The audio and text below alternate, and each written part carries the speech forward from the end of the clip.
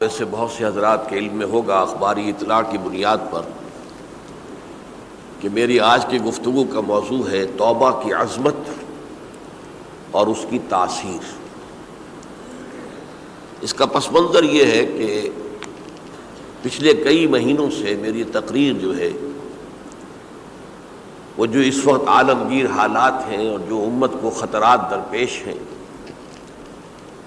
اور اس کے ضمن میں جو پیشین گوئیاں احادیث نبویہ میں موجود ہیں، جو میں کم سے کم یوں سمجھیے کہ 25 برس سے بیان کرتا آ رہا ہوں، لیکن اب وہ چشم سر کے سامنے آ رہی ہیں۔ پہلے وہ صرف یہ کہ انسان کو علمی اعتبار سے معلوم تھی، اب وہ صورتحال آنکھوں کے سامنے ہے۔ تو اس پر چونکہ گفتگو ہوتی رہی، لیکن ہر مرتبہ گفتگو کا اختتام اس پر ہوا کہ اس کا علاج کیا ہے، بچنے کا راستہ کون سا ہے۔ تو عام طور پر ایک لفظ پر توبہ، البتہ اس میں انفرادی توبہ، اجتماعی توبہ۔ انفرادی توبہ سے انسان اپنے گناہوں کی سزا سے بچ جاتا ہے، آخرت میں اللہ تعالیٰ اسے اپنے عفو و درگزر کا، اپنی رحمت کا، اپنے فضل کا مستحق قرار دے دیتا ہے۔ لیکن دنیا میں قوم کی حالت نہیں بدلتی جب تک اجتماعی توبہ نہ ہو۔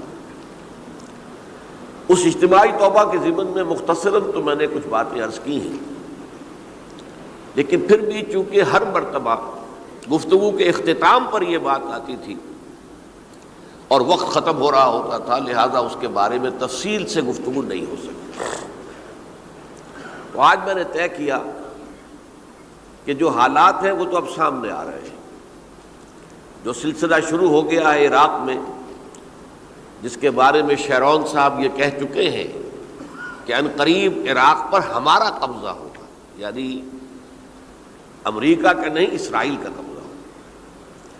اور یہ بات بھی اب سامنے آ چکی ہے کہ مڈل ایسٹ کا پورا نقشہ بدل دینے کا پروگرام ہے۔ یہ جو مڈل ایسٹ کے ممالک ہیں، یہ کب وجود میں آئے تھے؟ پچھلی صدی، 20ویں صدی میں جو پہلی جنگ عظیم ہوئی، اس سے پہلے یہ پورا علاقہ سلطنت عثمانیہ میں تھا، خلافت عثمانیہ کے تحت تھا۔ پورا شمالی افریقہ، پورا یہ مغربی ایشیا، حجاز سمیت سارا معاملہ ایک سلطنت، ایک ملک، خلافت کے تحت۔ پہلی جنگ عظیم کے بعد پھر حصے بکھرے کیے انہوں نے، جیسے کہ مال غنیمت کو بیٹھ کر بعد میں تقسیم کیا جاتا ہے کہ اس عالم عرب کے جو ہیں اب ٹکڑے ٹکڑے کر دو اور انہیں باہم تقسیم کر دو۔ مصر، عراق یہ برطانیہ، شام، الجزائر یہ فرانس کا، لیبیا اطالویوں کا، آگے ہسپانویوں کا۔ یہ سارے ٹکڑے جو ہوئے تھے اور ملک بنے تھے، یہ تو اس وقت کی بندرباٹ تھی۔ اسی طرح اب کہا جا رہا ہے کہ اس جنگ کے بعد حقیقت میں مڈل ایسٹ کا نقشہ تبدیل کر دیا جائے گا۔ یہ صرف چینج آف ریجیم نہیں ہے، چینج آف ریجن ہے، علاقے کا۔ اور اس کو ہم اپنی اصطلاح میں جب کہیں گے تو گویا کہ ایک عظیم تر اسرائیل کے قیام کا منصوبہ ہے جس پر عمل کا آغاز ہو گیا۔ ورنہ اس جنگ کی کوئی وجہ سمجھ میں نہیں آتی، کوئی جرم ثابت نہیں ہوا صدام کا۔ پہلی خلیج کی جنگ میں تو اس کا جرم ثابت تھا، اس نے کویت پر حملہ کیا تھا۔ اس وقت تو کوئی جرم سرے سے ہے ہی نہیں۔ ان کے اپنے معائنہ انسپیکٹر جا کر بتاتے رہے کہ کچھ نہیں دیکھا ہم نے، وہاں کچھ نہیں پایا۔ اس حوالے سے سوچئے کہ کیا جواز، کوئی جواز پوری دنیا میں یہ بات تسلیم کی جاتی ہے کہ بلا جواز حملہ ہے، اور کس قدر شدت سے ہے، کتنی طاقت سے ہے، کتنی قوت سے ہے، کتنی فوجیں آئی ہیں، کتنے جو ہے خلیج کے اندر جہاز کھڑے ہوئے ہیں جن پر سے کہ ہوائی جہاز اڑتے ہیں، کتنے چھوٹے چھوٹے جہاز کھڑے ہوئے ہیں، کہاں کہاں سے حملے ہو رہے ہیں۔ تو اصل میں وہ کتاب الملاحم کے اندر حضور نے جن خبروں کی پیشن گوئی کی تھی وہ اب ہمارے سامنے ہے۔ اسی طرح پاکستان کا معاملہ ہوتے ہوتے رفتہ رفتہ ہمارے گرد گھیرا تنگ ہو رہا ہے۔ ہم پر ایک الزام تو وہ کہتے ہیں کہ آپ چاہے لاکھ دفعہ قسم کھا لیں ہم نہیں مانیں گے، شمالی کوریا کو ایٹمی صلاحیت جو ہے وہ آپ نے فراہم کی، ہمارے پاس ثبوت ہے۔ اس کے بدلے میں ان سے میزائل ٹیکنالوجی آپ نے لی ہے، ہمارے پاس ثبوت ہے۔ اور آپ کشمیر میں کراس بارڈر انفلٹریشن اور ٹیررزم کو روک نہیں سکے، آپ نے نہیں روکا ہے۔ اور یہ جو ہے فنڈامنٹلسٹ جو ہیں آپ کے ملک میں سر اٹھا رہے ہیں، 2 صوبوں میں ان کی حکومتیں بن گئی ہیں، اس سے تو اندیشہ ہے کہ کہیں ایٹمی صلاحیت جو ہے آپ کی وہ ان کے ہاتھ میں نہ چلی جائے، پھر تو وہ القاعدہ اور ٹیررسٹ کے حوالے پہنچ جائے گی۔ لہذا حالات جو ہیں بہت دگرگوں ہیں، اور یہی وجہ ہے کہ اس کا عکس ہمیں نظر آتا ہے بھارت کا جو طرز عمل ہے اس وقت، جس طرح تھریٹننگ انداز اس کا اس وقت ہے، اتنا اس سے پہلے کبھی نہیں تھا۔ وہ کہتے ہیں کہ جو اصول امریکہ نے اختیار کیا ہے کہ جس ملک سے مستقبل میں کوئی اندیشہ ہے اس پر پہلے سے حملہ کرنے کا حق حاصل ہے ہمیں، یہ نہیں کہ اس کا کوئی جرم ثابت ہو، ہمیں اندیشہ ہے لہذا ہمیں حملہ کرنے کا حق حاصل ہے، تو اسی طرح پھر ہمیں بھی پاکستان کے اوپر حملہ کرنے کا حق حاصل ہے۔ بہرحال میں ان میں اب زیادہ وقت صرف نہیں کرنا چاہتا، یہ چیزیں تو اب رائٹنگ آن دی وال کی حیثیت سے ہماری نگاہوں کے سامنے ہیں۔ آج میں چاہتا ہوں کہ اس توبہ کے موضوع پر کچھ عرض کروں، اور اس میں بھی ایک خاص بات جس کی طرف کہ میرا ذہن حال ہی میں منتقل ہوا ہے، وہ آج اس میں یوں سمجھیے کہ اضافی طور پر آپ کے سامنے رکھوں گا۔ دیکھیے، توبہ کے بارے میں قرآن مجید میں بے شمار آیات ہیں، اور توبہ جو ہے ہماری دینی تعلیمات کا ایک اہم ستون ہے۔ میں نے ابھی صرف 3 مقامات سے آیات آپ کو سنائی ہیں۔ یا ایھا الذین آمنوا توبوا الی اللہ توبۃ نصوحا، اہل ایمان اللہ کی جناب میں توبہ کرو خلوص کے ساتھ، اخلاص کے ساتھ، توبۃ النصوح، زبانی کلامی نہیں، توبہ کی تسبیح نہیں، بالفعل توبہ۔ عسیٰ ربکم ان یکفر عنکم سیئاتکم، امید ہے تمہارا رب تمہاری برائیوں کو تم سے دور کر دے گا۔ یہ توبہ کی تاثیر ہے۔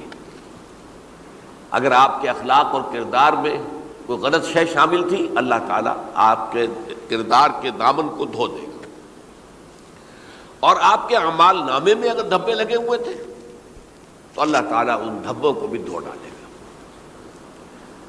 عسیٰ ربکم ان یکفر عنکم سیئاتکم ویدخلکم جنات تجری من تحتہا الانہار، اور تمہیں داخل کرے گا ان باغات میں جن کے دامن میں ندیاں بہتی ہوں گی۔ یوم لا یخزی اللہ النبی والذین آمنوا معہ، وہ دن جس دن اللہ تعالیٰ اپنے نبی کو رسوا نہیں کرے گا، معاذ اللہ ثم معاذ اللہ، اور نبی کے ساتھ ہی ان کو بھی کہ جو ان کے ساتھ ایمان لائے۔ نورہم یسعی بینہم بین ایدیہم و بایمانہم، ان کا نور ان کے سامنے طرف اور داہنی طرف دوڑتا ہوا ہوگا۔ نور ایمان قلب سے پھوٹ رہا ہوگا اور وہ سامنے روشنی ڈالے گا، اور نور اعمال صالحہ داہنے ہاتھ کی طرف سے چونکہ عمل کرتے ہیں نیک ہم، تو وہاں سے نور ظاہر ہوگا جو دنیا میں اعمال کی شکل میں کمایا گیا تھا۔ اور اس وقت یہ اہل ایمان کہتے ہوں گے، یقولون ربنا اتمم لنا نورنا واغفر لنا، اے اللہ ہمارے نور کو کامل فرما دے۔ اس کا پس منظر یہ ہے کہ ظاہر بات ہے کہ ایمان کے درجات بھی بے شمار ہیں۔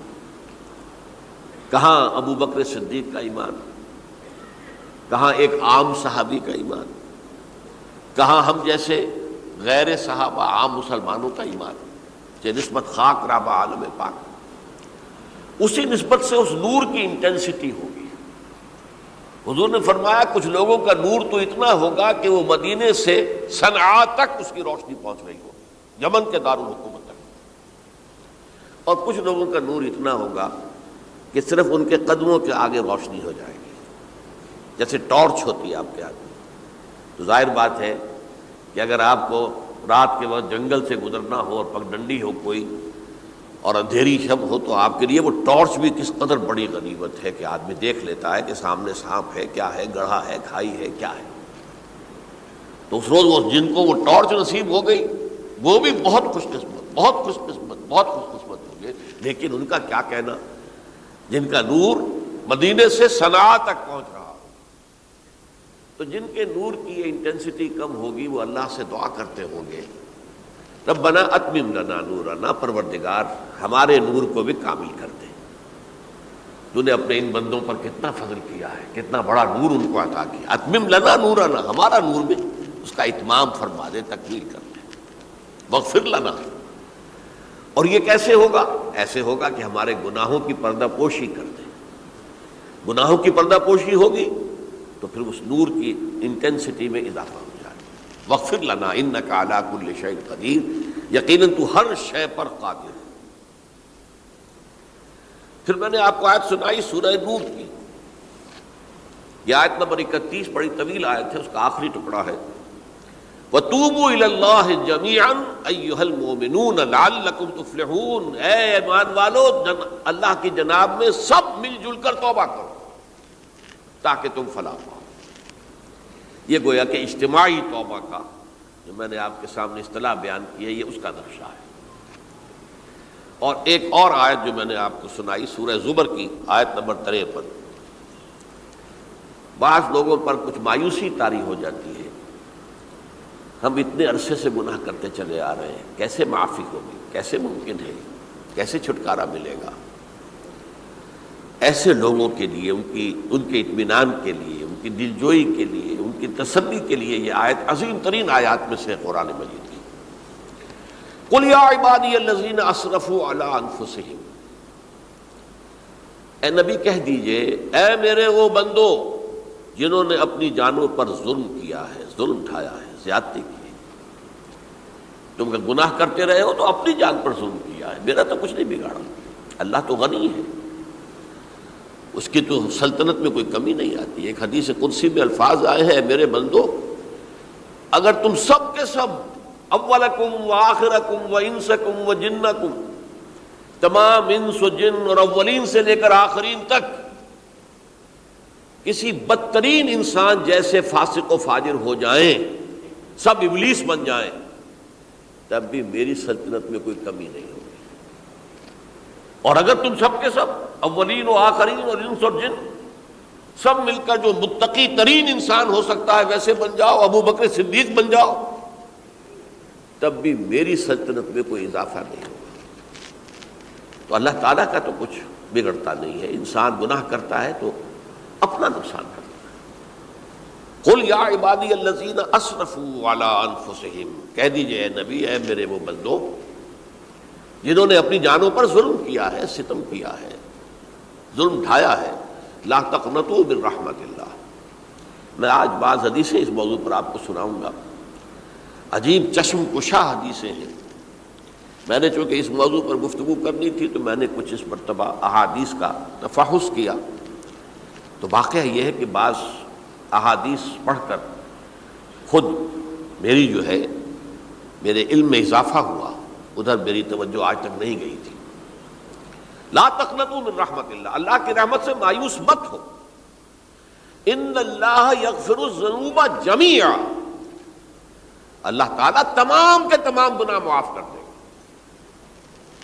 اللہ تعالیٰ کی قدرت ہے، اللہ کا اختیار ہے، اللہ کا فیصلہ ہے، لہذا مایوس نہ ہو، اصلاح کرو. احادیث تو میں بعد میں آپ کو سناؤں گا، اس سے پہلے اس کا فلسفہ سمجھ لیجئے اصل میں کیا ہے. دیکھیے ایک ہے طبیعی اعمال، فزیکل،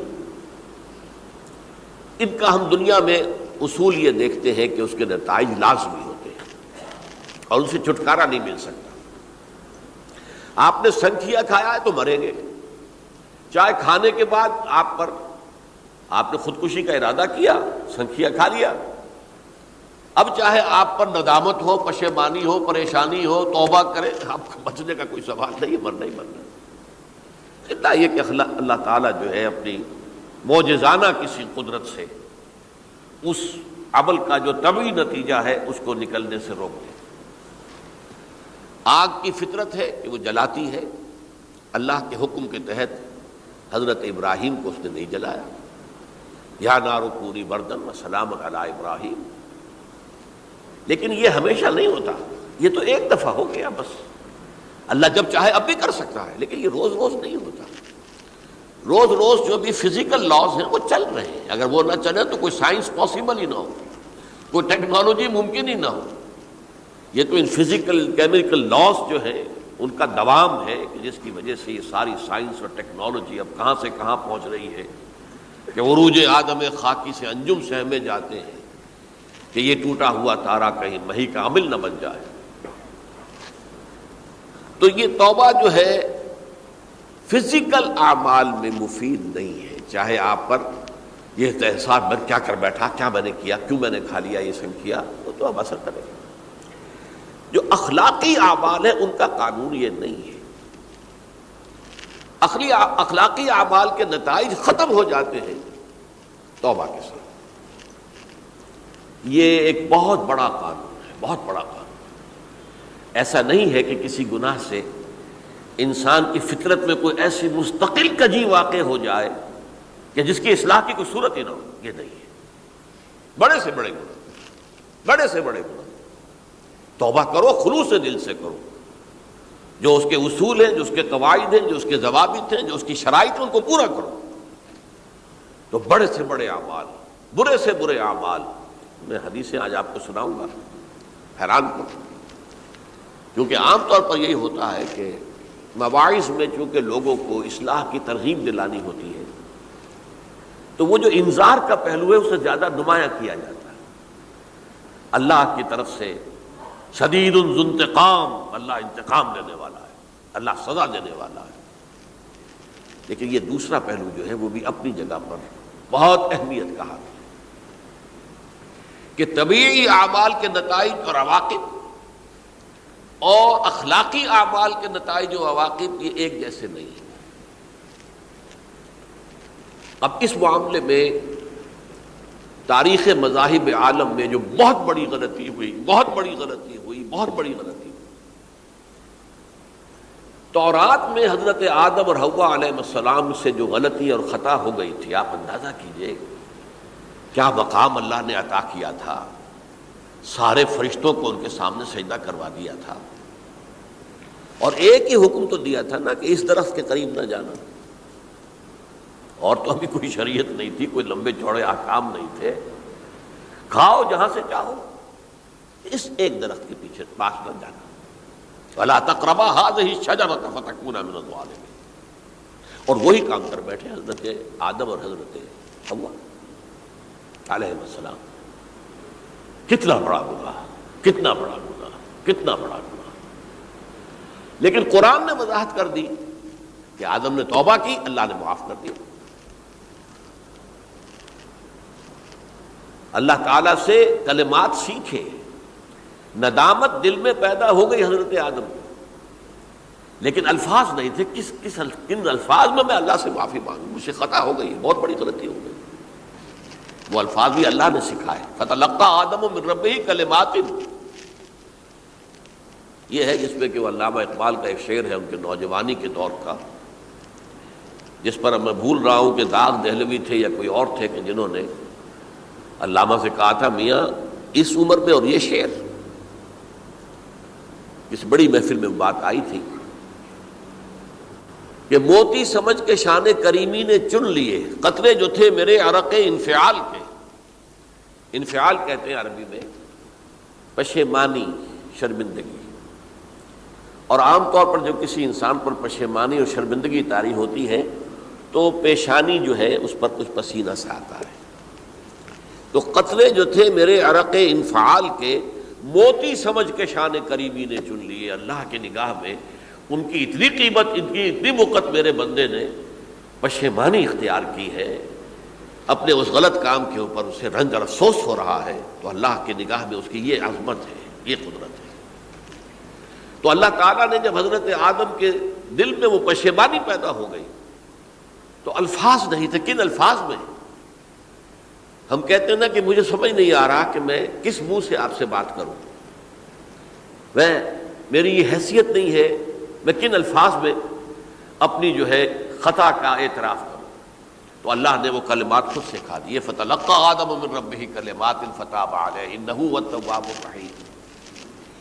یہ چیز کہیں تورات جب دوبارہ مرتب ہوئی ہے تو وہ نکل گئی، اس میں رہ گئی، باقی اس میں شامل نہیں ہوئی۔ یہ تاریخی اعتبار سے جان لیجئے، تورات جو ہے وہ آج سے 2500 بلکہ 2600 برس قبل سے دنیا سے غائب ہے۔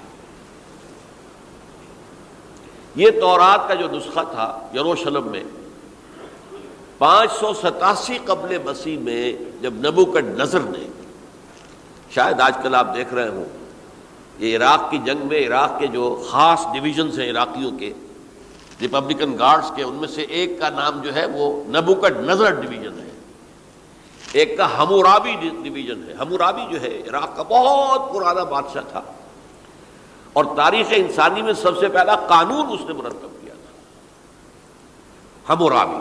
یہ بہت پرانی تہذیب ہے، دنیا کی غالباً سب سے زیادہ اینشنٹ تہذیب جو ہے وہ عراق کی ہے۔ حضرت ابراہیم یہیں پیدا ہوئے، شہر عور میں۔ تو نبوکدنضر نے جب تباہ کیا تھا یروشلم کو، 6 لاکھ آدمیوں کو قتل کیا اور 6 لاکھ کو قیدی بنا کر لے گیا بیبیلونیا۔ بابل کا لفظ بھی آج کل آ رہا ہے، کسی زمانے میں وہ عظیم شہر تھا دنیا کا، وہ معمولی سا شہر رہ گیا ہے، نئے شہر بڑھ گئے۔ تو اس وقت سے اس نے جب یروشلم میں جو ہیکل سلیمانی حضرت سلیمان کی بنائی ہوئی مسجد تھی اس کو جب گرایا ہے، اس کے بعد سے وہیں پر وہ نسخہ رکھا ہوا تھا تورات کا، پھر دنیا میں وہ نسخہ اب نہیں ہے۔ یہودیوں کا کہنا ہے کہ موجود ہے مسجد اقصی کے نیچے، وہ جب اس نے گرایا تھا تو جو نیچے تہخانے تھے وہ نہیں گرے تھے، وہ محفوظ رہے تھے، اوپر ملبہ آ گیا، اور وہیں پر وہ تورات اور وہ تابوت سکینہ جس میں حضرت موسیٰ کا عصا بھی رکھا ہوا ہے اور بہت سے وہ من اور سلوہ کے بھی کچھ نمونے رکھے ہوئے ہیں، وہ تابوت سکینہ، اس کا قرآن مجید میں سورہ بقرہ میں ذکر ہے، وہ بھی موجود ہے، اور جو ربائی وہاں اس وقت تھے ان کے علماء، ان کی لاشیں بھی وہاں پڑی ہوئی ہیں۔ وہ جب ہم کھدائی کریں گے تو دنیا میں سامنے آ جائے گی۔ لیکن بہرحال اس وقت جو مجھے کہنا تھا وہ یہ کہ چونکہ اصل تورات اس وقت گم ہو گئی، 150 سال کے بعد اسے پھر یادداشتوں سے کچھ مرتب کیا گیا تو اس میں غلطیاں پیدا ہو گئی۔ اب انسانی یادداشت کا معاملہ آ گیا نا، انہی میں سے ایک بڑی غلطی یہ ہوئی، اومیشن یہ ہوئی کہ حضرت آدم نے جو توبہ کی اور اللہ نے قبول فرما لیا، اس کا ذکر اس میں نہیں ہے۔ اس سے نتیجہ عیسائیوں نے کیا اختیار کیا کہ وہ اوریجنل سن کہتے ہیں اسے، وہ جو ابتدائی گناہ تھا عظیم جو ہمارے جد امجد آدم سے سرزد ہوا تھا، اس گناہ کا اثر جو بھی بچہ نسل آدم میں پیدا ہوتا ہے وہ لے کر آتا ہے۔ یہ زمین و آسمان کا فرق ہے۔ اسلام کے نزدیک ہر بچہ جو پیدا ہوتا ہے وہ معصوم ہے، بلکہ مسلم ہے۔ کل مولود یولد علی الفطرہ، جو بھی بچہ پیدا ہوتا ہے وہ فطرت اسلام پر پیدا ہوتا ہے۔ فَأَبَوَاهُ يُهَوِّدَانِهِ أَوْ يُمَجِّسَانِهِ أَوْ يُنَصِّرَانِهِ، یہ تو والدین ہیں اس کے جو اسے مجوسی یا عیسائی یا یہودی بنا لیتے ہیں، ورنہ وہ تو مسلمان ہوتا ہے، فطرت کی کلین سلیٹ لے کر آتا ہے۔ عیسائیت کہتی ہے ہر انسان جو پیدا ہوتا ہے بنیادی طور پر گناہگار ہے، اپنے جد امجد کے گناہ کا بوجھ لے کر آ رہا ہے۔ اب اس کا علاج انہوں نے پھر کیا تجویز کیا، یہ ہے کہ ایک غلطی پر دوسری غلطی اور دوسری پر تیسری غلطی، خشت اول چون حد معمار کج تاثریہ بھی رود دیوار کج۔ اب اللہ نے جب دیکھا اب تو ہر بندہ جو ہے آدم کی اولاد کا بنیادی طور پر پیدائشی طور پر گناہ گار ہے، تو اب کیا کیا جائے؟ تو اللہ نے اپنا اکلوتا بیٹا، صلبی بیٹا مسیح یسوع اسے زمین پر بھیجا۔ یہ الفاظ میرے ہیں کہ اسے قربانی کا بکرا بنا کر اور ان سب کی طرف سے قبول کر لیا، گناہ گاروں کی طرف سے، کہ ان کے گناہ کا کفارہ ہو جائے گا جو عیسیٰ کو مان لے۔ یہ عقیدہ ہے عیسائیت کا۔ جڑ کیا ہے کہ گناہ ہو گیا تو گناہ کا اثر تو رہے گا۔ قرآن یہ کہتا نہیں، اللہ دھو دیتا ہے، تمہاری سیرت و کردار کے اوپر بھی جو داغ ہیں دھل جائیں گے، اور تمہارے نامہ اعمال میں جو دھبے ہیں وہ بھی دھل جائیں گے۔ توبہ کرو، توبوا الی اللہ توبۃ نصوحا، کرو وہ توبہ کے جو بالکل خلوص دل کے ساتھ ہو۔ اب میں ذرا آپ کو کچھ احادیث سنانا چاہتا ہوں، ایک طرح کا یہ تبشیر کا پہلو ہے آج ہماری گفتگو میں کہ جو نمایاں ہوگا. یہ بعض احادیث تو چھوٹی چھوٹی ہیں اور یہ بہت مرتبہ میری گفتگو میں آ چکی ہیں، صرف اس وقت حوالہ دے کر گزر جاؤں گا. یہ ترمذی اور ابن ماجہ میں حضرت انس ابن مالک رضی اللہ تعالی عنہ سے روایت ہے، حضور نے فرمایا کل بنی آدم خطاؤون وخیر الخطائین التوابون. تمام بنی آدم خطا کار ہیں، خطا کار بھی نہیں، بہت خطا کار ہیں، بہت خطا کار ہیں. لیکن ان خطا کاروں میں بہتر لوگ وہ ہیں کہ جو خوب توبہ کرتے ہیں. غلطی ہو گئی توبہ کر لو. اور ایک اور حدیث میں آپ کو بتاؤں گا کہ یہ نہیں ہے کہ پھر کبھی وہ غلطی نہ ہو، اس وقت آپ یہ لگا لیں اپنے اوپر یہ کام میں نے نہیں کرنا، اور ایک دفعہ وہ کام چھوڑ دیں تو توبہ ہو گئی. پھر اگر کچھ عرصے کے بعد پھر کہیں آپ جذبات کی رو میں بہہ گئے، پھر کہیں کوئی برے اثرات جو ہے وہ پڑے، پھر غلطی، کوئی بات نہیں، پھر توبہ کرو. پھر ہو گیا پھر توبہ کرو. تواب اسی لیے کہا بار بار بار بار بار بار توبہ کرنے والے. تو کل بنی آدم خطاؤون وخیر الخطائین التوابون. دوسری حدیث یہ بھی ابن ماجہ اور بہقی میں ہے، حضرت عبداللہ ابن مسعود رضی اللہ تعالی عنہ، التائب من الذنب کمن لا ذنب لہ. گناہ سے توبہ کرنے والا ایسے ہے جیسے اس نے کبھی گناہ کیا ہی نہیں. دھل جاتی ہے، تختی دھل گئی، بچے نے تختی لکھی تھی اس کو دھو دیا، ختم ہو گئی. ایک حدیث تو پڑھ کر میں بھی چونکا.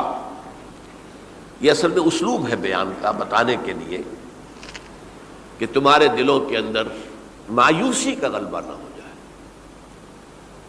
مایوس اصل میں جو ہے مایوسی یہ ابلیسیت ہے، نوٹ کر لیجئے اس کو. مایوسی ابلیسیت کا عکس ہے. مبلس کہتے کسے جو مایوس ہو گیا. ابلیس سب سے بڑھ کر مایوس جو ہے وہ ابلیس ہے. اسے معلوم ہے میرا چھٹکارا تو نہیں ہے، لہذا میں جتنوں کو اپنے ساتھ لے کر جہنم میں جھونک دوں یہی میری کمائی ہے، میں نے تو بچنا نہیں. تو ابلیس کہتی ہے اس کو جو انتہائی مایوس، مبلس، جو رحمت خدا بندی سے مایوس ہو چکا. اب اس کو دور کرنے کے لیے حدیث سنیے، اور یہ حدیث مسلم شریف کی ہے صحیحین کے اندر، حضرت ابو ہریرہ سے. حضور فرماتے ہیں والذی نفسی بیدہ، قسم ہے اس ذات کی جس کے ہاتھ میں میری جان ہے، لو لم تذنبوا، اگر تم لوگ گناہ نہ کرتے، لذهب اللہ بکم، تو اللہ تعالیٰ تمہیں لے جاتا کہیں اور، وَلَجَاءَ بِقَوْمٍ يُذْنِبُونَ، اور پھر کسی ایسی مخلوق کو پیدا کرتا ہے جو گناہ کرتے، فَيَسْتَغْفِرُوا اللَّهَ، اور پھر وہ اللہ سے استغفار کرتے اور توبہ کرتے، فَيَغْفِرُ لَهُمْ، اور اللہ تعالیٰ انہیں معاف کر دیتا. تو میں نے عرض کیا کہ یہ بعض چیزیں ہوتی ہیں کہ جن کا واقع سے کوئی تعلق نہیں ہوتا، لیکن ایک زور بیان کے لیے، ایک بات کو ایمفیسائز کرنے کے لیے، جیسے قرآن مجید میں آتا ہے اے نبی کہہ دو ان کان للرحمن ولد فانا اول العابدین، اگر اللہ کا کوئی بیٹا ہو تو میں سب سے پہلے میں اس کو پوجوں گا. جب میں اللہ کو پوجتا ہوں تو اللہ کا اگر کوئی بیٹا ہوتا تو کیا میں اسے نہ پوچھتا؟ لیکن نہیں ہے. اب یہ نہیں ہے، نفی کے لیے زور دیا کہ اگر اللہ کا کوئی بیٹا ہوتا، لو کان للرحمن ولد فانا اول العابدین. اسی طرح یہ ہے کہ اگر انسان گناہ نہ کرتے اور گناہ کے بعد توبہ کر کے اللہ تعالیٰ کی شان غفاری کا ظہور نہ ہوتا، یہ بھی ایک عجیب فلسفے کی بات ہے. اللہ نے یہ کائنات کیوں پیدا کی؟ قرآن مجید میں اس کو براہ راست ایڈریس نہیں کیا گیا اس مسئلے کو میرے علم کی حد تک. ہو سکتا ہے کہیں بہت خفی انداز میں ہو اور ابھی تک میری نگاہ سے بھی جو ہے وہ چھپا رہ گیا، ہو سکتا ہے. قرآن مجید کے غامض نکات ایسے ہو سکتے ہیں. کوئی شخص، میں تو کہتا ہوں کہ اگر کوئی شخص کہتا ہے، میرے بارے میں ایک عالم دین نے کہہ دیا تھا کہ اسے قرآن پر بڑا عبور حاصل ہے، تو میں نے انہیں پیغام پہنچایا، جن صاحب نے مجھے ان کا یہ جملہ سنایا تھا کہ آپ نے قرآن کی توہین کی ہے. قرآن پر عبور کسی انسان کو نہیں ہو سکتا۔ عبور کا مفہوم کیا ہے؟ دریا کے دو کنارے ہیں، آپ اس کنارے سے اس کنارے چلے گئے تو آپ نے عبور کیا دریا۔ قرآن کے کنارے ہیں ہی نہیں، لا پیدا کنار۔ لہذا یہ کہہ دینا کسی کے بارے میں کہ قرآن مجید، اب انہوں نے تو ایک طرح سے میری تعریف کی تھی، میرے ایک ساتھی سے جملہ کہا تھا، ان کے وہ عزیز تھے، تو گویا کہ وہ جو میری تنظیم میں تھے ان کو خوش کرنے کے لیے کہہ دیا ہو یا جو بھی ہو، ان کے دلی جذبات ہو سکتا ہے کہ میں نے کہا انہیں یہ میرا پیغام پہنچا دیجیے، آپ نے قرآن کی توہین کی ہے۔ قرآن پر عبور کسے ہو سکتا ہے؟ نہ معلوم کتنے مقامات ہیں کہ جہاں امام راضی بھی کھڑے ہوئے ایسے نظر آتے ہیں دہشت زدہ، اعلم من ھذا المقام مقام غامض مہیب عمیق، ہوشیار کے رہ بردم تیغست قدم رہا، ہوشیار ہو جاؤ، یہ بڑا خطرناک مقام ہے، بہت مشکل مقام ہے، اس کے تہ تک پہنچنا کسی کے لیے ممکن نہیں ہے۔ سورہ حدید کی آیت هو الاول والآخر والظاہر والباطن پر یہ الفاظ ہیں جو امام راضی نے لکھے۔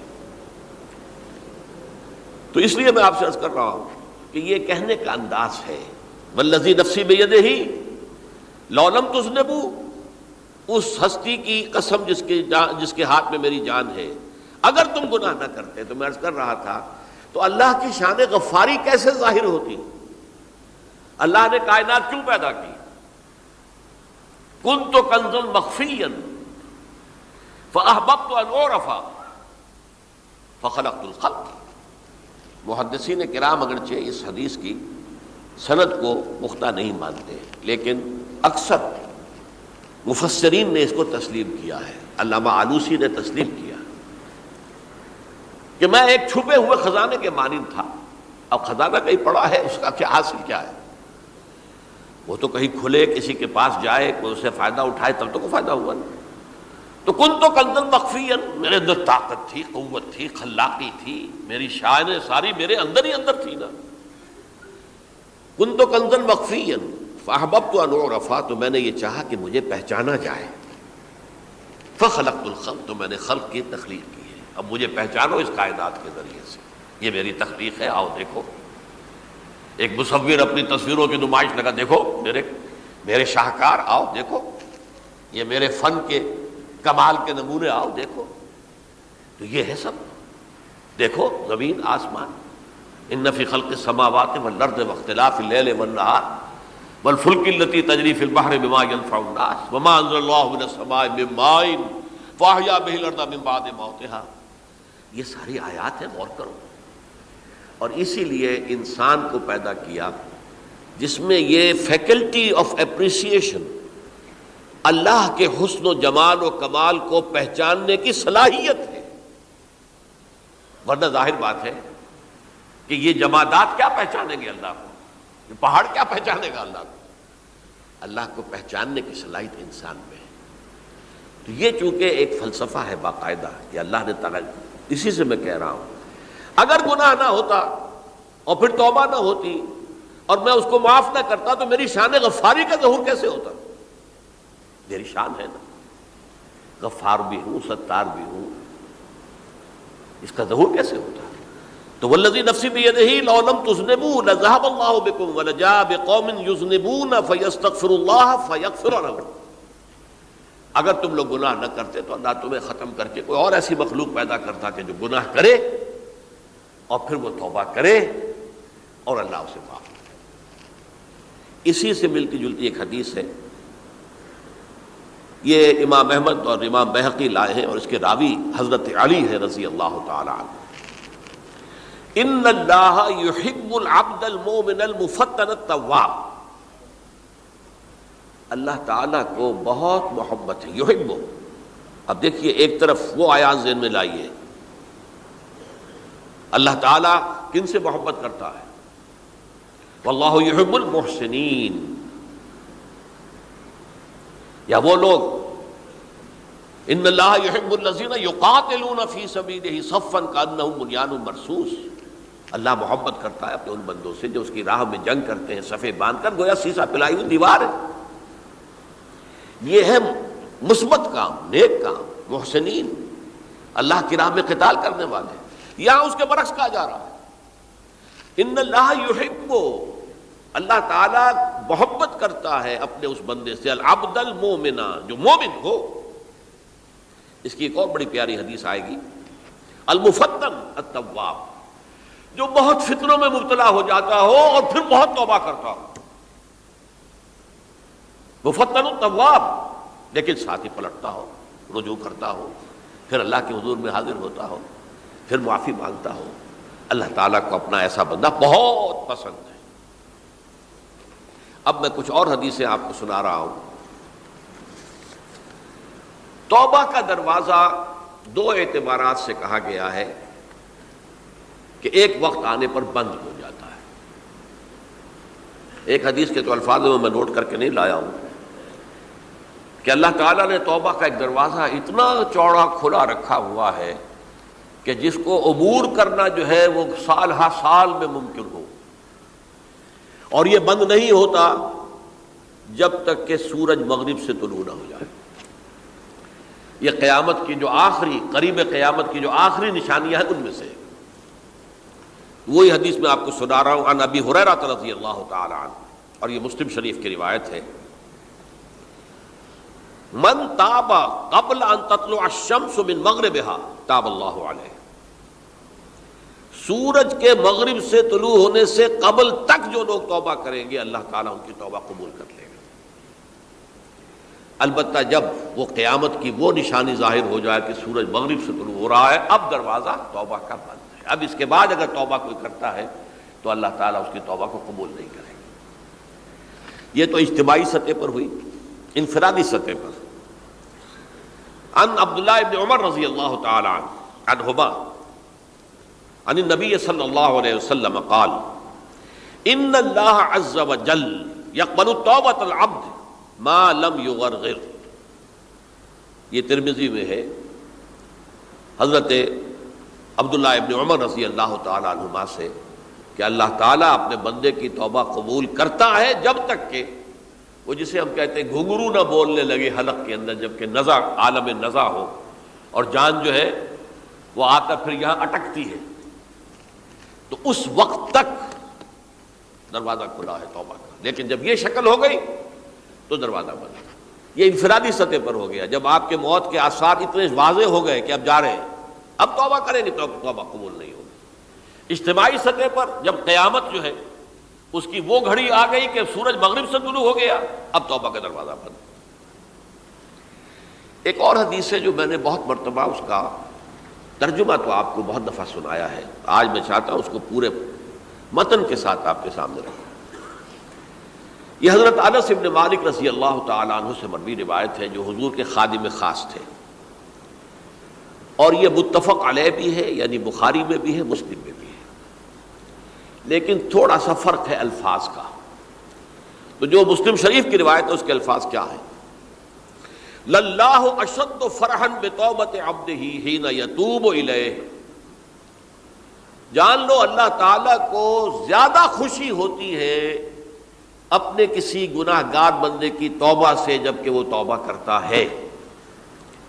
کس سے زیادہ ہوتی ہے؟ اب اس کی ایک تمثیل دی، من احدکم، ایک ایسے شخص سے بھی زیادہ بڑھ کر خوشی ہوتی ہے، کان علی راحلتہ بارض الفلات، کہ جو بہت ہی دور دراز کے اور سنسان علاقے میں سفر کر رہا تھا، فانتحرفت منہ، تو اس کی سواری جو ہے گم ہو گئی، وعلیہا طعامہ وشرابہ، اسی پر اس کا کھانا بھی تھا اور پانی بھی تھا، اونٹنی پر سفر کر رہا تھا، اسی پر ہوتا ہے راحلہ جو ہے راستے کا سامان، اچانک کہیں بیٹھا ہے تھوڑی دیر کے لیے سستانے کے لیے، کہیں اونگ آ گئی اور اونٹنی صاحبہ غائب ہو گئی۔ اب آنکھ کھلی اور اس نے دیکھا، فَأَيَّسَ مِنْهَا، تلاش کر کر کے مایوس ہو گیا، کہیں اونٹنی کا سراغ نہیں۔ اب ظاہر بات ہے کسی صحرا میں یہ کیفیت، اس کا مطلب کیا ہے؟ یقینی موت۔ فَأَتَى شَجَرَةً فَاسْتَجَعَ فِي ظِلِّهَا وَقَدْ أَيَسَ مِنْ رَاحِلَتِهِ، تو وہ ایک درخت کے نیچے اس کے سائے میں آ کے لیٹ گیا، گویا کہ موت کی امید میں۔ فبینہما وہو کذالک اذ ہوا بہا قائمۃ عنده، اس کی کہیں دوبارہ آنکھ لگی ہے، جو کھولا تو دیکھتا ہے اونٹنی تو موجود ہے، کھڑی ہے، تو وہ فوراً اس کی وہ جو رسی ہے وہ پکڑتا ہے، فاخذ بختامها ثم قال من شدۃ الفرح، اب جو اسے مسرت ہوئی اس کا آپ اندازہ کر سکتے ہیں، ایک یقینی موت کا معاملہ آ چکا تھا، اور اچانک اللہ تعالیٰ نے وہ کھوئی ہوئی اونٹنی جو ہے وہ واپس دلا دی۔ تو وہ کہنا تو یہ چاہتا تھا اللہ تو میرا رب ہے، میں تیرا بندہ ہوں، لیکن جسے ہم کہتے ہیں کہ خوشی کی انتہا فرط مسرت میں ایسی زبان لڑکھڑائی، اس نے کہا اللہم انت عبدی وانا ربک، اے اللہ تو میرا بندہ ہے، میں تیرا رب ہوں، یہ کہہ بیٹھا۔ تو یہ کیا ہے؟ فرط مسرت جسے آپ کہیں گے، خوشی کی انتہا، کہ جس میں انسان جو ہے اتنی بڑی خطا کر بیٹھتا ہے۔ اللہ کو اپنے کسی گناہ گار بندے کی توبہ سے اس سے بھی زیادہ خوشی ہوتی۔ اب ظاہر بات ہے کہ تماثیل کس لیے ہیں؟ بعض لطائف، بعض حقائق اتنے لطیف ہوتے ہیں کہ ان کو بیان نہیں کیا جا سکتا بتمام و کمال، تو مثالوں کا سہارا لیتے ہیں۔ اللہ کو کتنی خوشی ہوتی کیا سمجھیں گے ہم؟ لہذا یہ مثال تو سمجھ میں آ گئی نا، کہ ایک لقودق صحرا میں انسان سفر کر رہا تھا، ایک ہی اونٹنی ہے، اسی پر اس کا پانی ہے، اسی پر اس کا کھانا ہے، وہ کہیں ٹھہرا ہے تھوڑی دیر کے لیے اور اونٹنی غائب ہو گئی، اور اس کے بعد تلاش کر کے شمال مغرب جنوب ہر جگہ دیکھ لیا، اب تک کہیں اونٹنی کا سراغ نہیں۔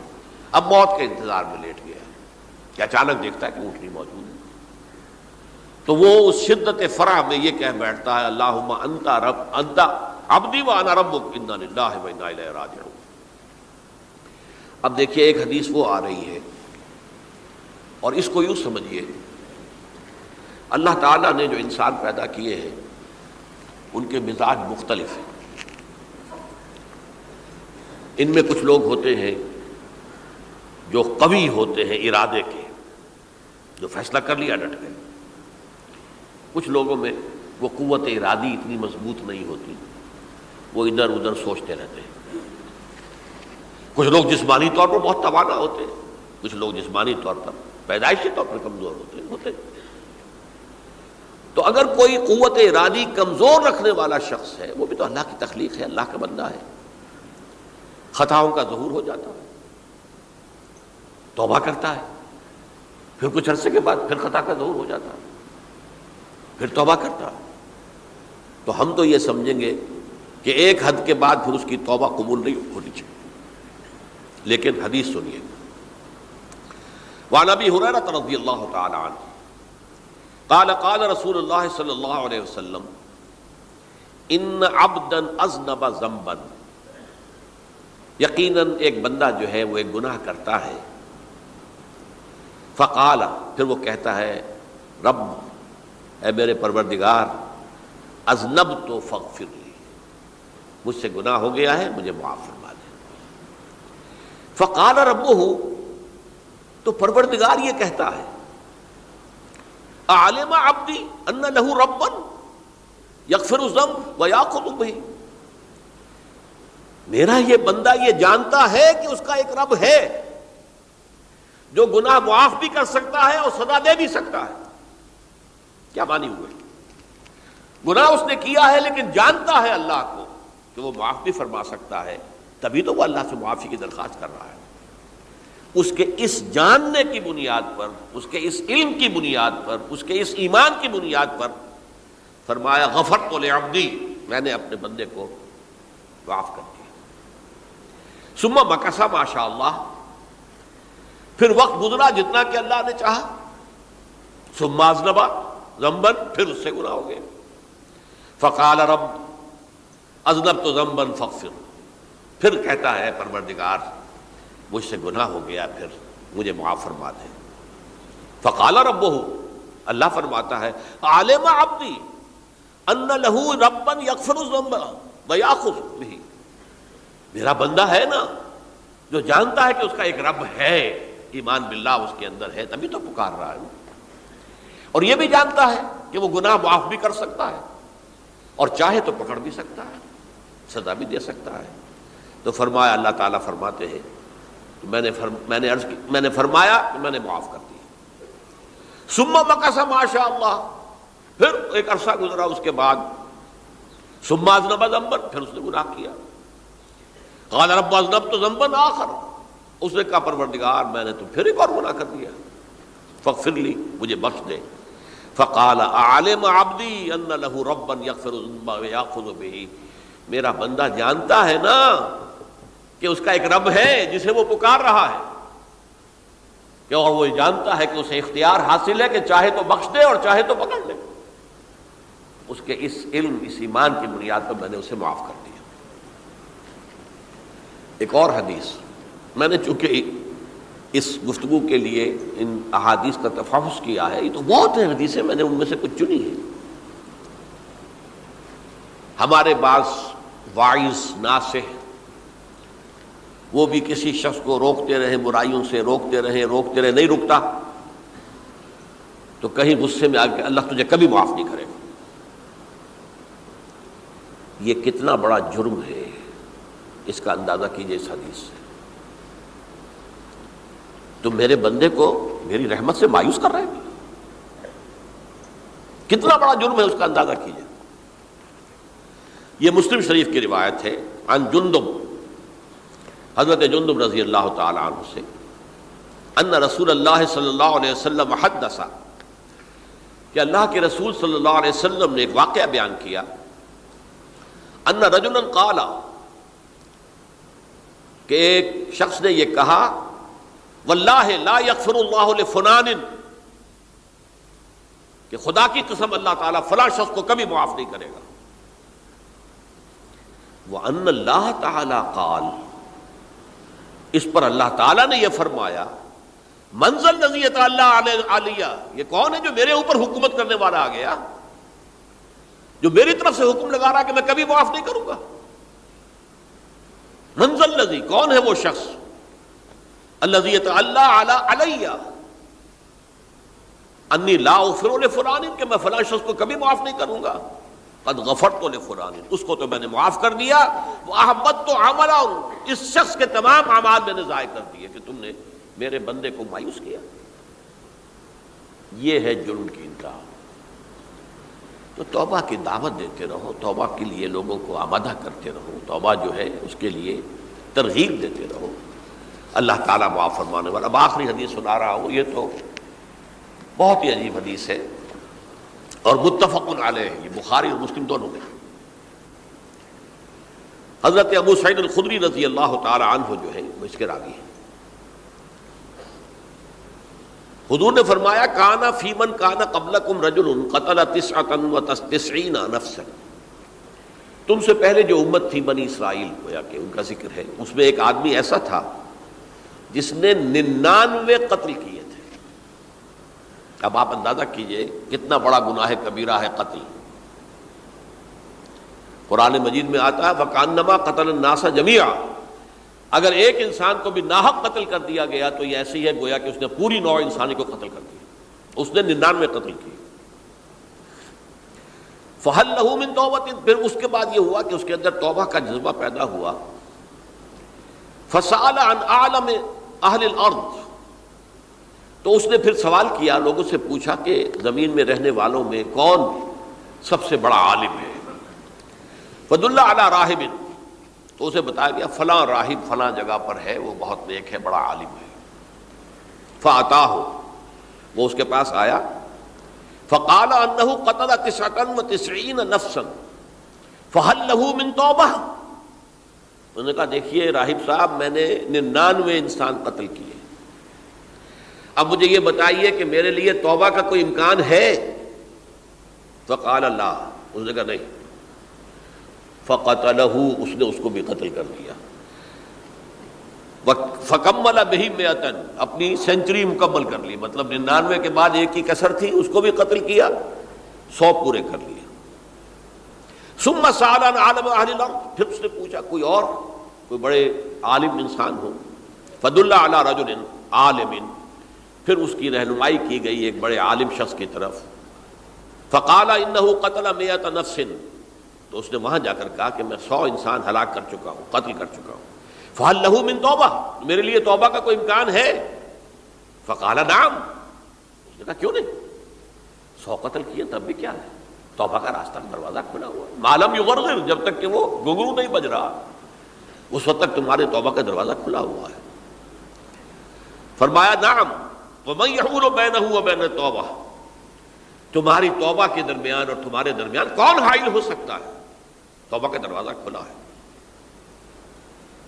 لیکن ساتھ ہی کہا انطلق الی ارض کذا و کذا، اب تم ایسے کرو جہاں تم رہتے ہو وہاں نہ جاؤ واپس، وہاں کا ماحول اچھا نہیں ہے، معاشرہ اچھا نہیں ہے، ہو سکتا ہے کہ تم توبہ پر قائم نہ رہ سکو، تم فلاں جگہ چلے جاؤ وہاں اچھے لوگ آباد ہیں ان میں جا کر رہو۔ فإن بها أناسا يعبدون اللہ تعالی، وہاں ایسے لوگ آباد ہیں جو اللہ کی بندگی کرتے ہیں، فاعبد اللہ معہم، تو تم ان کے ساتھ مل کر اللہ کی بندگی اور پرستش کرو، ولا ترجع الی ارضک، اپنی زمین کی طرف اپنے وطن میں واپس بن جاؤ، فإنها ارض سوء، وہ بری جگہ ہے۔ فانطلقا، تو وہ چل پڑا، ہجرت کر رہا ہے، اس جگہ جا رہا ہے جہاں کا راہب نے بتایا تھا۔ حتیٰ اذا نصف الطریق، جب آدھا راستہ اس نے پورا کر لیا، اتاہ الموت، موت آ گئی۔ فاختصمت فیہ ملائکۃ الرحمت و ملائکۃ العذاب، اب وہ جہنم کے فرشتے بھی آ گئے اس کی جان قبض کرنے کو، اور جنت کے بھی آ گئے۔ فقالت ملائکۃ الرحمہ، رحمت والے جو فرشتے ہیں جنت والے، انہوں نے کہا جا تائبا مقبلا بقلبہ اللہ تعالی، یہ شخص توبہ کر کے اللہ تعالیٰ کی طرف ہجرت کر رہا تھا، اس لیے اس کی نیت کی بنیاد پر اب یہ جنتی ہے، لہذا اس کی روح ہم قبض کریں گے۔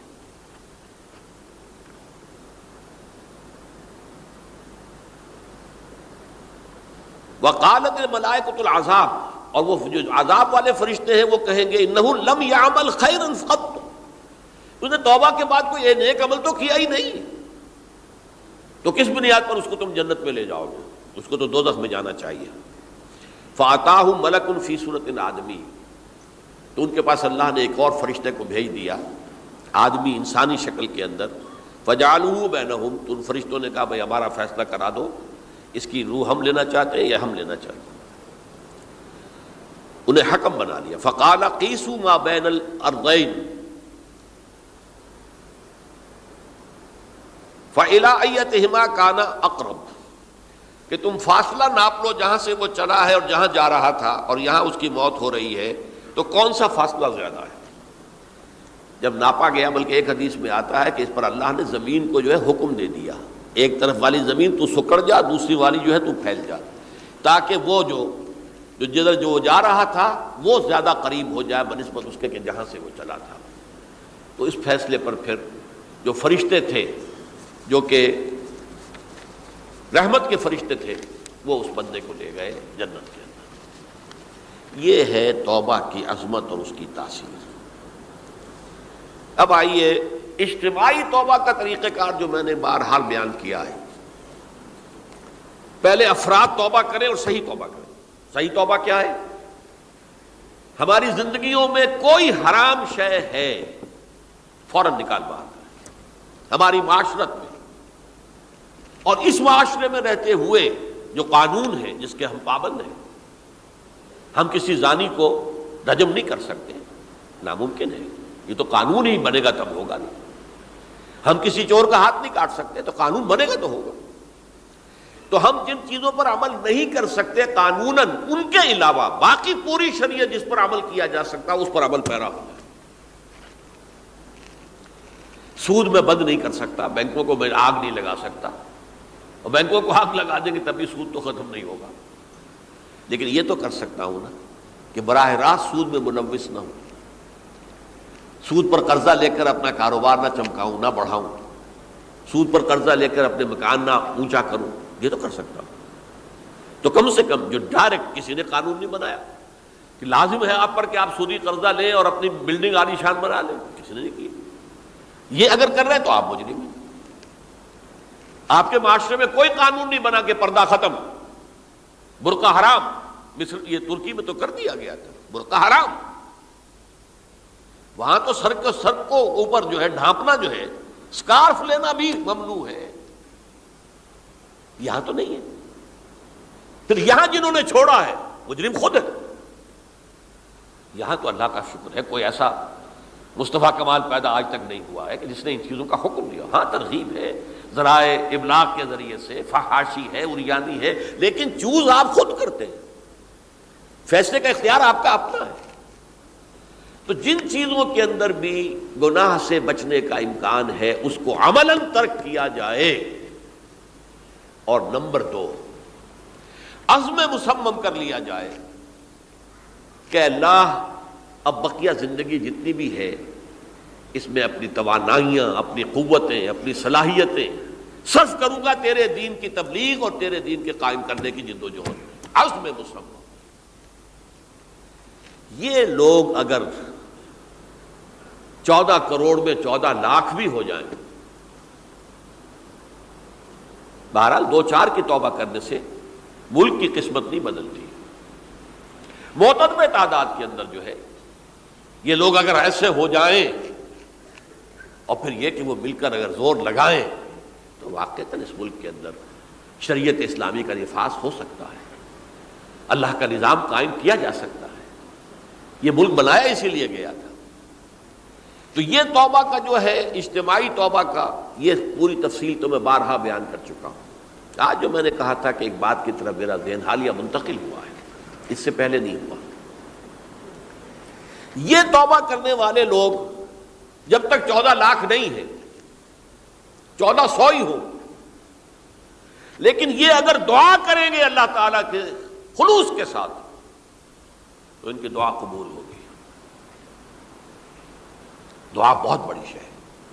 الدعاء مخ العبادہ، ٹھیک ہے، بڑا لمبا راستہ لگتا ہے یہ کہ 14 لاکھ انسان توبہ کرے یا 2 لاکھ یا 3 لاکھ انسان توبہ کرے، صحیح معنی میں توبہ کرے، اور پھر وہ جمع ہو، ایک طاقت بنے، تن من دھن لگانے کے لیے، جانے دینے کے لیے تیار ہو جائیں۔ تو لگتا ہے یہ کہ کافی لمبا ہے کہ دراز و دور دیدم رہو رسم پارسائی، یہ تو بڑا لمبا راستہ ہے۔ اسی سے لوگ کہتے ہیں کہ پھر کیا حل ہوا؟ یہ تو حل جو ہے تو کوئی عملی حل تو نہیں ہوا۔ اس میں میرا ذہن منتقل ہوا ہے دعا، اجیب دعوت الداعی اذا دعان امن یجیب المضطر اذا دعاہ۔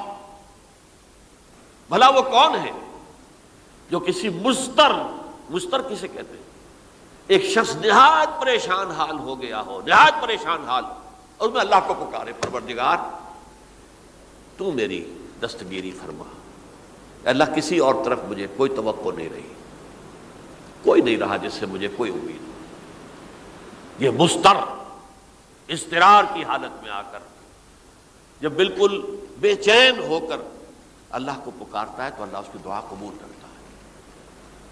اور دعا کی حد یہاں تک بھی آتے ہیں الفاظ کہ لا یرد البلاء قضاء الا بالدعاء۔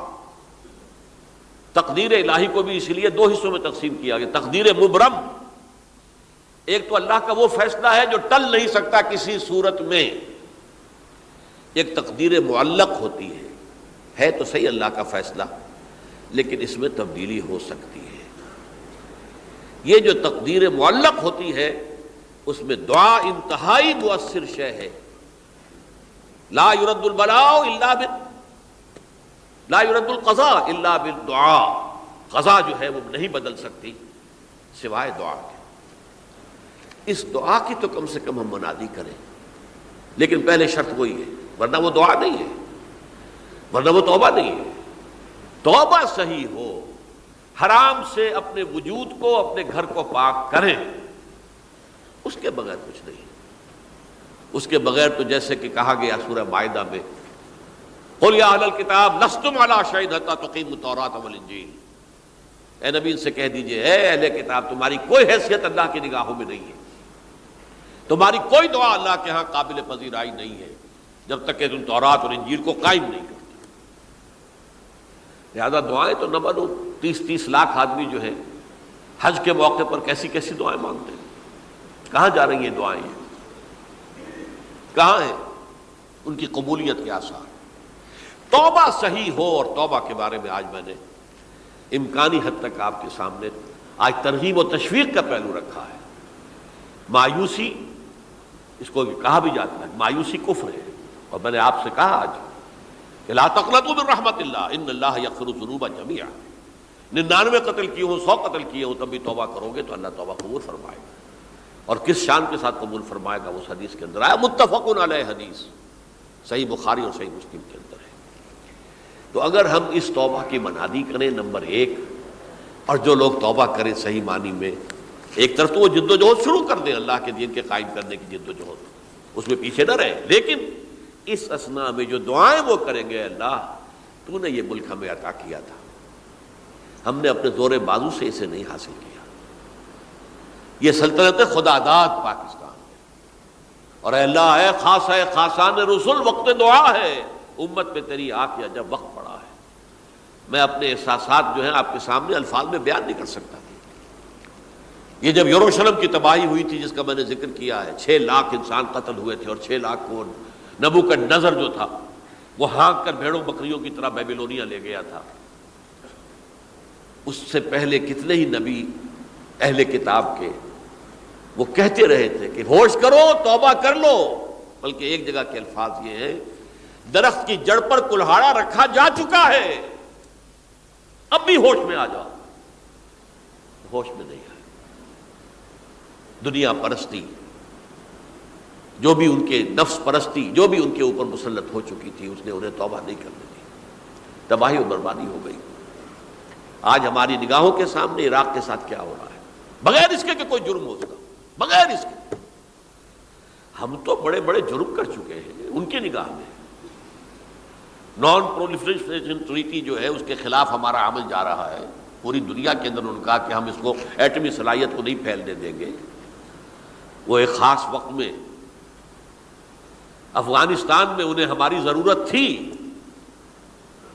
اپنے اصل دشمن USSR اپنے مقابل کی طاقت کو ختم کرنے کے لیے، اس وقت انہوں نے اپنا منہ جو ہے پھیر لیا تھا، نہیں دیکھا تھا، اور ہمارے ہاں اللہ کی یہ رحمت آ گئی کہ ایٹمک صلاحیت بھی حاصل ہو گئی۔ اور پوری دنیا میں شاہ عبداللہ نے کہا تھا، پرنس عبداللہ نے، کہ یہ آپ کا نہیں ہے، یہ جو نواز شریف صاحب سے جب اس کا ہم نے دھماکہ کیا ہے، یہ بم آپ کا نہیں ہے، یہ پوری امت مسلمہ کا بم ہے۔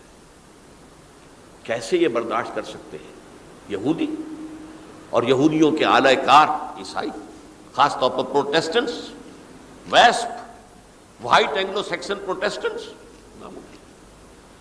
تو سمجھ لیجئے کہ پاکستان کی جڑوں پر بھی تیشہ رکھا جا چکا۔